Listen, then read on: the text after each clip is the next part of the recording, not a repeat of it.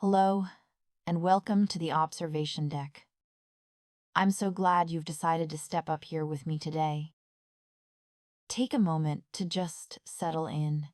Notice the air, notice the stillness, and let's look out together at a very specific, almost invisible kind of human experience. I want to start today with a question that might feel like a bit of a riddle. Are you pretending to be a low-resolution version of yourself just to keep the peace? Think about that one person you know. Maybe it's a friend, maybe it's a colleague, or maybe it's the person looking back at you in the mirror, who always seems a bit quiet. They aren't the ones shouting the loudest in the conference room. They aren't the ones dropping big words or academic jargon to prove they've read the most books. In fact, if you asked them, they'd probably tell you they're just average. They might even feel a bit slow because they take so long to answer a simple question. But have you noticed how they always seem to know exactly how a situation will play out 3 weeks before it happens? Have you noticed how they can fix a system that has been broken for years in about 5 minutes of quiet thought? If you've ever looked at your own life and thought, I'm not that smart, I'm just observant, or if you feel like you're constantly masking your depth just to avoid making others feel uncomfortable, then we need to have a serious talk. From the observation deck, we see a fascinating reality. The most brilliant minds are rarely the ones wearing a badge that says, genius. Instead, they are the ones operating in ghost mode. They are the ones using a highly calibrated nervous system to navigate a world that, quite frankly, often feels a bit too loud and a bit too slow for them. You see, many of us spend our lives feeling like aliens. We judge ourselves for overthinking. We feel guilty for wanting to be alone, and we get frustrated by small inefficiencies that no one else seems to mind. We've spent years thinking these were personality defects. But the truth is much more objective. Your brain is simply running a much more complex operating system than the people around you. You aren't weird. You are just highly calibrated. True intelligence isn't about how much information you can recite. It's about how you see the underlying logic of reality. It's about a brain that is fundamentally wired to hunt for patterns. Most people see the world as a series of random, disconnected events.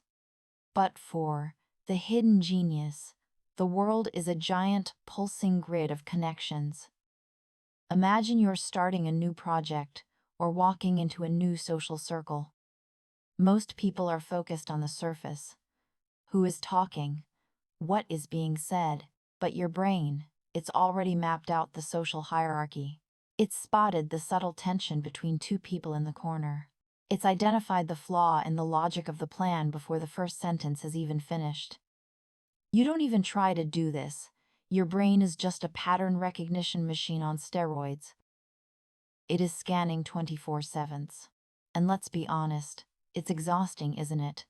Once you see the patterns, you can't unsee them. You're like a person who can see the code behind the wallpaper, while everyone else is just admiring the color. When your brain is a pattern-matching machine, your primary fatigue isn't from work, it's from the sheer volume of input you can't turn off. This leads to a very specific kind of internal friction. The urge to solve problems that nobody even asked you to fix. Have you ever been in a grocery store or a coffee shop, watching a disorganized walkflow, and felt a physical itch in your brain? You start mentally redesigning the layout, calculating the foot traffic, and figuring out how to shave 30 seconds off the wait time. To the outside world, this can look like being difficult or meddling. But from the observation deck, we see that for a high-IQ mind, problem-solving isn't work, it's cognitive play. Inefficiency feels like a discordant note in a beautiful song. It literally bothers your nervous system. You create systems, invent shortcuts, and optimize workflows. Not because you're a perfectionist, but because your brain craves the elegance of a solution. The real struggle here is the visibility gap. What is crystal clear to you is often invisible to everyone else, and you end up feeling like the only person who can see the bridge is out while the bus is still driving at full speed. Your urge to optimize isn't a lack of patience. It's a biological drive for structural harmony. But where does a brain like this go to defada? It goes to silence. In our culture, silence is often treated as a vacuum that needs to be filled. We are constantly screaming for attention, filling every gap with music, putes, or scrolling. But for the hidden genius, silence is the internal laboratory. It's the only place where the chaos of the day can finally be sorted into wisdom. If you find yourself craving long stretches of solitude, or if you can sit in a room for 20 minutes just thinking without a single external distraction, people might call you antisocial. But we know the truth. You aren't avoiding people. You are managing your cognitive load. Silence is where your aha moments are born. It's the space where the patterns you've been scanning all day finally lock into place and form an insight. In a world that is terrified of being alone with its own thoughts, your ability to sit still and process is actually your secret weapon. Silence is not the absence of thought. It is the defoliation of the mind. Now, let's reframe a word that has been used against us for years: overthinking. We've been taught that overthinking is just a form of anxiety. But we need to make a very clear-headed distinction here. Most people overthink in circles. They repeat the same worry, the same what if, without ever reaching a conclusion. That's a loop, but a hidden genius overthinks in layers. You aren't just worrying. You are running high-fidelity mental simulations. You are playing a game of mental chess. 10 moves ahead of the current moment. You imagine every possible outcome, identify every potential flaw, and plan your contingencies before you even take the first step. By the time you actually act, you've already lived through every failure and accounted for it. This isn't anxiety. It is strategic depth. While everyone else is reacting to the present moment, you are responding to a future that you've already mapped out and simplified. Layered thinking is the bridge between raw intelligence and long-term stability. And here is the final, most sophisticated piece of the puzzle: the camouflage. Truly intelligent people rarely sound like the smartest guy in the room.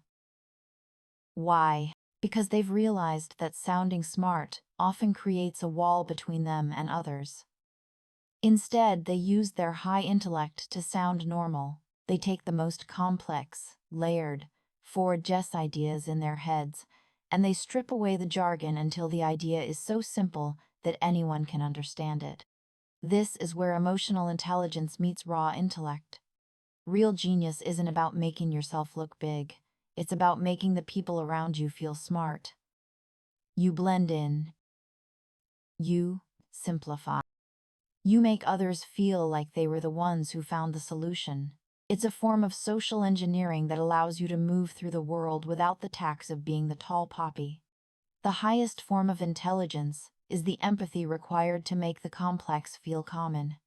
So, as we look out from the observation deck today, I want you to reconsider the things you've been calling your flaws. That obsession with patterns that is your compass, that urge to fix every broken system. That is your creative fire. That need for silence and those layers of deep thought. That is your laboratory. You aren't weird, or broken, or antisocial. You are simply a person who sees the world in higher resolution than the standard setting. Stop downplaying your depth. Stop apologizing for the way your engine revs.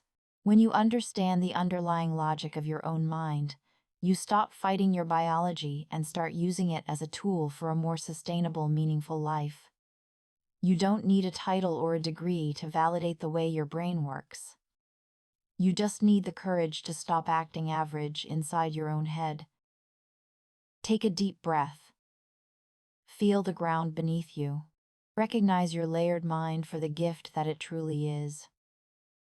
Drink some water. Thinking at this resolution is metabolically expensive, and you need to fuel the machine. Give yourself the grace to be low resolution for the rest of the day if you need to. You've done enough processing for one afternoon. If this perspective helped you see your own internal laboratory a little more clearly, I invite you to click the next video and subscribe to the channel. We are here to keep looking at the hidden mechanics of our lives, one observation at a time. I'll see you in the next one.